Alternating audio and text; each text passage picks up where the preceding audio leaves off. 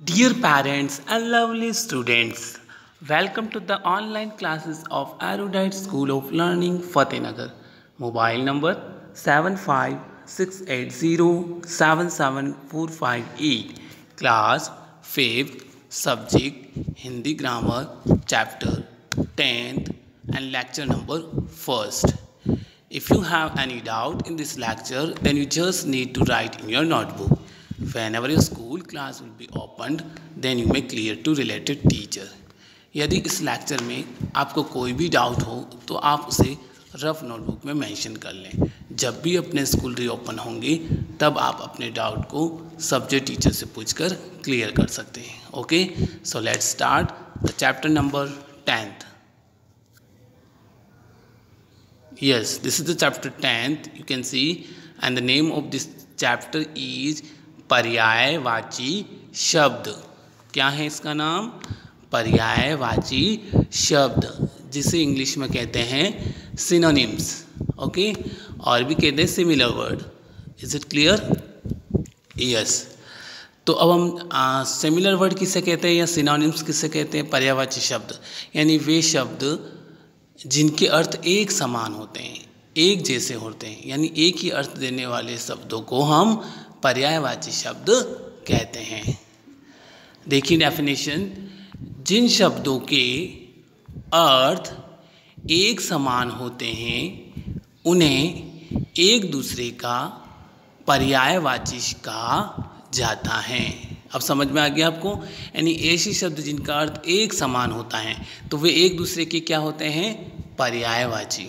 Okay, नीचे दिए हुए पर्यायवाची शब्दों को पढ़िए और इन्हें याद कीजिए।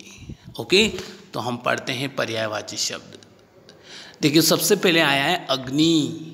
तो अग्नि को और क्या क्या कहते हैं या अग्नि के पर्यायवाची शब्द कौन कौन से हैं? सबसे पहले देखो, आग, पावक, ज्वाला, अनल। नेक्स्ट है पुष्प। पुष्प को कहते हैं सुमन, फूल, कुसुम, प्रसून, अमृत, सुधा, सोम, अमीय, पीयूष। फिर देखिए प्रकाश, ज्योति, दीप्ति, आलोक, प्रभा। फिर नेक्स्ट देखिए अश्व का, घोड़ा, गोटक, हय, तुरंग। ये सारे घोड़े के पर्यायवाची शब्द। फिर है पृथ्वी, भू, भूमि, धरा, वसुंधरा।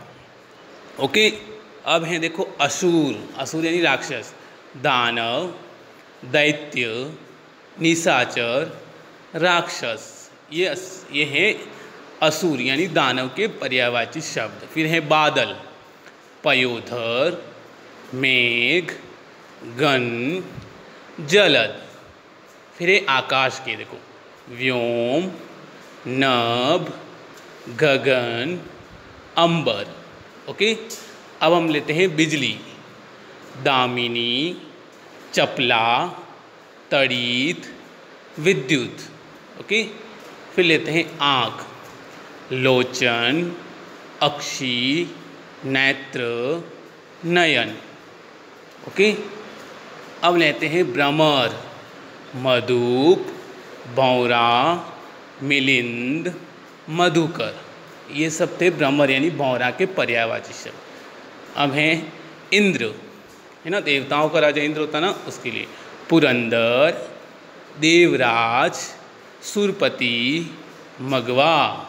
ओके, अब लेते हैं हम मनुष्य, पुरुष, मनुष्य, मानव, मनुज।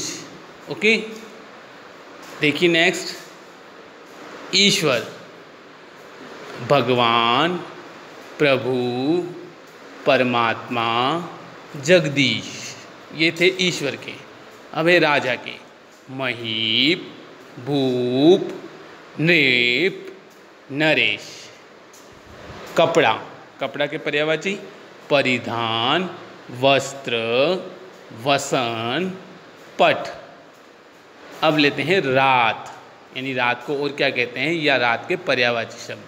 रजनी, निशा, रात्रि, रैन।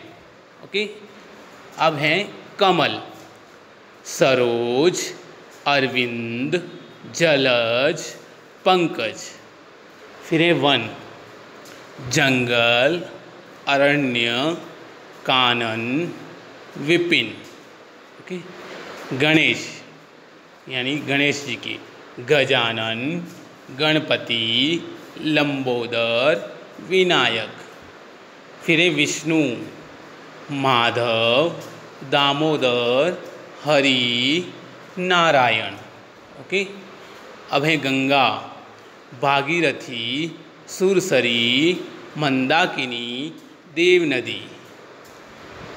नेक्स्ट है वृक्ष, पादप, पेड़, तरु, विटप।